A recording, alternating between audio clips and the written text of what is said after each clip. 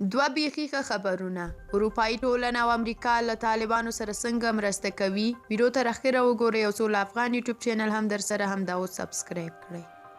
لومړی دا چې اروپایي ټولنې له افغانستان سره د 288.3 میلیونه یورو مرستې ژمنه کړې ده. دغې ټولنې د یوې خبرپاڼې په خپرولو سره ویلي دي چې یاده ټولنه به له افغانستان سره د تعلیمي او روغتیایي پروژو د تطبیق لپاره 288.3 میلیونه یورو مرسته وکړي.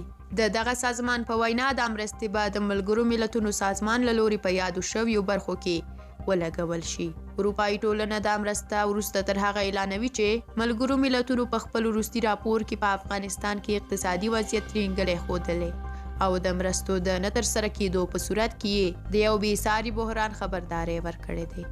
بل لور ته امریکا هم وایي چې له افغانستان سره د مرستو دوام ته ژمن دی. د امریکا د بهرنیو چارو وزیر انتوني بلینکن په تازه ټویټ پیغامونو کې ویلي دي چې دوی په دې سختو شرایطو کې له افغانانو سره بشردوستانه مرستو ته ژمن دي او له افغانستان سره د کورونا واکسین د ورکړې شوې ژمنې عملي کول غواړي. بلینکن وایي چې دوی له افغانستان سره د 1 میلیون ډوزه واکسین د ورکړې ژمنه کړې وه او هڅه کوي چې د کوواکس پروګرام له لارې پاتې واکسین هم افغانستان ته ولېږل شي.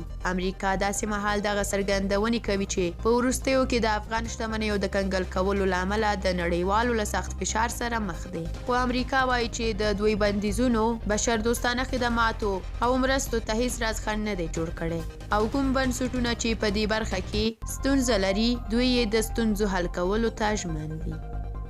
درنو لیدونکو دا چې ویډیو مو تر اخره ولیدله ډېره زیاته مننه. زموږ د یوټیوب چینل نورې ویډیوګانې هم وګورئ او د راتلونکو ویډیوګانو لپاره چینل سبسکرایب کړئ. تر بیا او بلې ویډیو ښه وخت ولرئ.